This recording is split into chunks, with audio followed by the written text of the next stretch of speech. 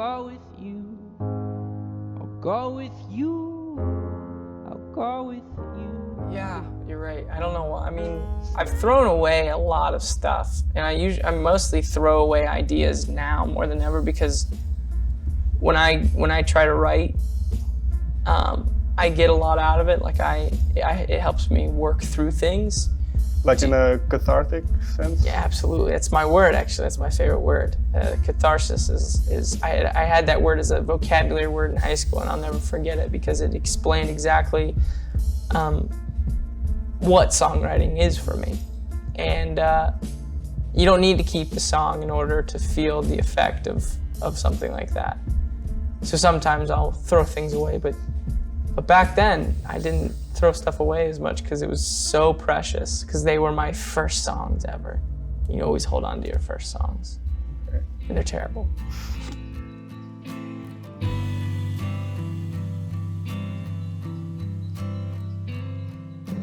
I'm very fond of beauty. My eyes love it, and I tend to linger for a long time if I see something I really like. And sometimes I just stare at people if I find them really pretty. And it can be everything, just the way they stand, or the way they hold their cigarette, or their eyes. There's so many different things that are really beautiful. But I like the kind of beauty that I feel like people may not always see, like the not obvious beauty, but the kind of hidden one, because it feels like a secret. I really love like messy beauty.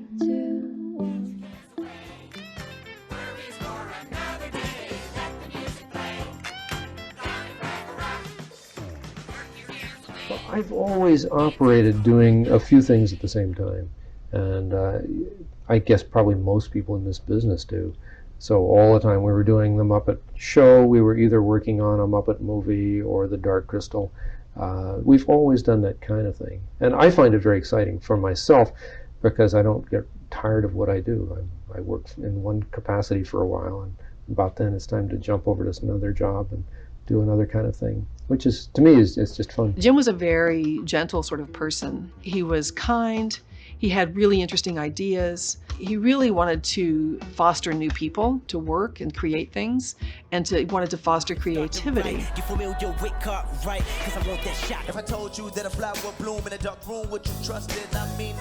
wanted the thread conceptually just ties in the songs. I've always just been a fan of just movie flicks and, writers in general. I just love writers, man. Sitting in a screening where people just come up with the craziest, wackiest ideas, and that was a process that came along while I was writing the record, The more and more I got to travel, when I went to Africa and I got to see other people's problems, they struggle maybe 10 times harder, and I was raised, crazier than what I was. Going out there really inspired. I wrote a lot of records off the album just by visiting South Africa and being able to move around like I did.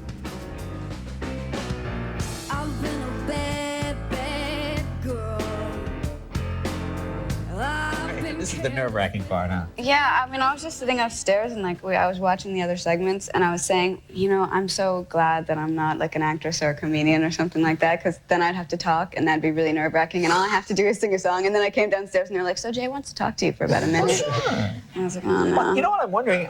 How did you... I mean, not that I don't want to talk to you. I know how shy you are. How do you even get discovered? No, I'm not. You're not shy. I'm not shy. I'm just like, that's like a big misconception about me. I'm not shy. I just don't speak if I don't have anything to say. Oh, I see. I think that's what tact is. Tact is the art of saying nothing when there's nothing to say. So I have tact. It's not that I'm shy.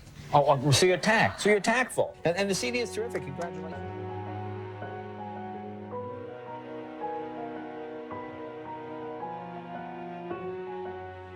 So a lot of it is daydreaming. I wish there was something. I always feel I'm in some ways disappointing people when they ask where do you get your inspiration, because what they really always want is the answer. they want you to be able to say, well, what you do is 11:58 at night, you go down to the cellar, you roll the goat bones, there'll be a banging on the door, it will open, this thing will fly in, it will explode, you'll have something like a chocolate, you eat it, you have an idea.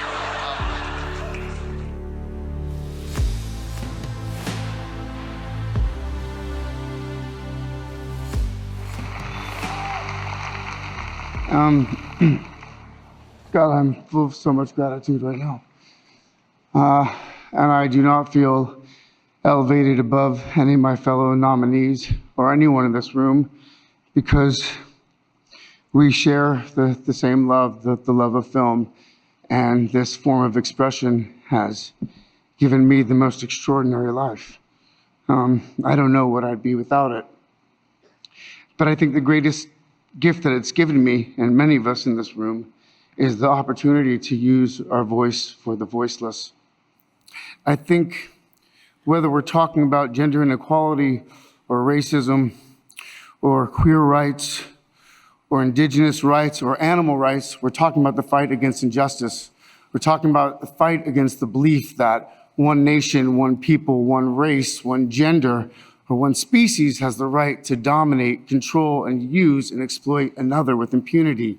But human beings at our best are so inventive and creative and ingenious. And I think that when we use love and compassion as our guiding principles, we can create, develop, and implement systems of change that are beneficial to all sentient beings and to the environment. When he was 17, my brother wrote this lyric. He said, "Run to the rescue with love and peace will follow." Thank you.